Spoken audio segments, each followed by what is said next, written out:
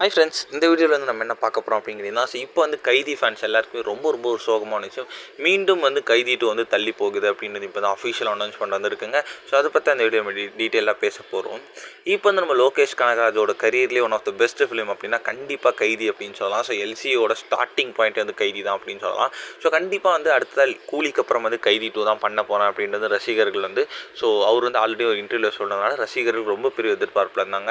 And as well கூலியும் வந்து ஒரு கலைவான விமர்சனம் தான் பெற்றுச்சு அப்படின்றதுனால வந்து கண்டிப்பாக வந்து கைதி 2 மேலே எக்ஸ்பெக்டேஷன்ஸ் ஏராளமாக இருந்துச்சு அப்படின்னு சொல்லலாம். ஸோ மீண்டும் வந்து ஸ்டார்ட் பண்ண இடத்துக்கே வராது அப்படின்றதுனால கண்டிப்பாக இந்த திரைப்படம் பெருசாக இருக்கும் அப்படின்ட்டு எதிர்பார்க்கப்பட்டுச்சு.